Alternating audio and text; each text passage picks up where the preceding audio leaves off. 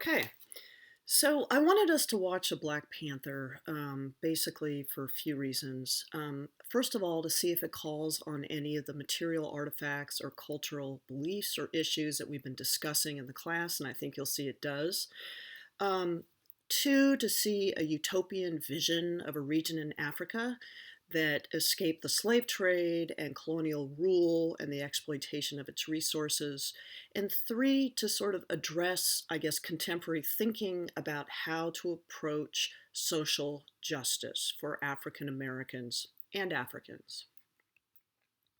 So we've seen civilizations, kingdoms, and empires rise and fall in this class, both in the medieval period and, of course, after the Europeans arrived. But Black Panther evokes a prelapsarian Africa, free of Western colonial destruction. The country's resources are unplundered, and its chains of tradition and cultural heritage are unbroken. In addition to being based on a comic book in the Marvel universe, the film is part of a genre called Afrofuturism, which imagines alternative futures for Africans all over the world. One scholar says, quote, Afrofuturism more concretely can be understood as a wide-ranging social, political, and artistic movement that dares to imagine a world where African-descended peoples and their cultures play a central role. Many of Afrofuturism's aesthetic tropes or characteristics are found in the film, which include things like a rich color palette, African iconography, and a fascination with technoculture. So, Black Panther in particular addresses, I think, two approaches to social and racial justice and asks what role affluent Blacks and the United States have in helping poor and disempowered and exploited and oppressed African Americans and Africans around the world. So the backstory starts in Oakland in 1992, where a Wakandan prince, Najobu, is stationed. Witnessing the burdens borne by Black Americans, he decides to distribute his country's vibranium and weaponry worldwide in an effort to aid a revolution against white dominated powers. Spoiler alert is coming in case you haven't watched the whole film. He's killed by his brother, who is the king, and leaves behind a son who he had with an American. So, Oakland is also the birthplace of the Black Panther Party, formed just a few months after the Black Panther comic book character who first appeared in Fantastic Four in July of 1966. Huey P. Newton and Bobby Seale founded the party first to patrol African American neighborhoods to protect residents from acts of police brutality. Sounds familiar?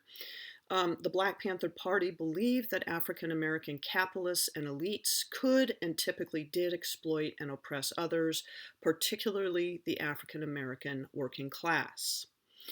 The Panthers eventually developed into a revolutionary group that called for the arming of all Blacks, called for their exemption from the draft for the war in Vietnam, their release from jail for petty crimes, and the payment of compensation for centuries of exploitation by white Americans.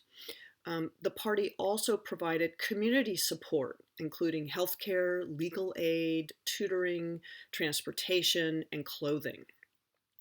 The Black Panther Party was labeled an anti-communist organization by the FBI under J. Edgar Hoover, and it was violently suppressed, for which the FBI apologized decades later. So, the slain prince's son, Jadaka, who uses the name Eric Stevens, represents a Black Panther ideology like his father does. He grows up, graduates from the Naval Academy, goes to MIT, joins the Navy SEALs, joins a Special Operatives Command, and fights around the world, where his aptitude for killing earns him the nickname Killmonger. He returns to Wakanda partly in revenge for what happened to his father, but also to fulfill his father's mission to help Blacks around the world. And he says, I know how colonizers think, so I'm going to use their own strategies against them. We're going to send vibranium weapons out to our war dogs. They'll arm oppressed people all over the world so they can finally rise up and kill those in power and their children and anyone else who takes their side. The world's going to start over, and this time we're on top. The sun will never set on the Wakandan Empire. But the Wakandans traditionally prefer isolationism, which has kept them safe from exploitation. Wakanda chose to close itself from the world in order to protect its own citizens and largely ignores the plight of other Africans. Some reviewers suggest that Wakanda seemed to be a version of Trump's America First ideology. One reviewer says, quote, Wakanda is racially homogenous, has no trade and no immigration, and is literally cut off from its neighbors by a big, beautiful wall. Wakanda's worldwide network of spies exists solely to keep the country's secrets. Wakanda is looking out only for Wakanda. So the film seems to reject Killmonger's violent approach to achieving equality and justice. One film reviewer says, quote, we the audience are manipulated into rooting against Killmonger because we live in an ideology in which nonviolence is always expected of Black people no matter what. This film reviewer goes on to quote the great James Baldwin, who, writing in the 1960s, said, the real reason that nonviolence is considered to be a virtue in Negroes is that white men do not want their lives, their self-image, or their property threatened. But Killmonger does awaken T'Challa's sense of duty to oppress Black people in America. Water is often an indication of transition in fiction, and one might say that T'Challa is reborn when Killmonger throws him from the waterfall during their ritual combat. T'Challa, the conservative isolationist, dies so that T'Challa, the progressive liberal, could be born. The victor is neither, the new T'Challa is neither isolationist nor cultural nationalist, but a new Black Panther who looks to extend help to oppressed people through sort of an UN-style international aid and local development programs, as we see in the final scenes. Thanks for listening.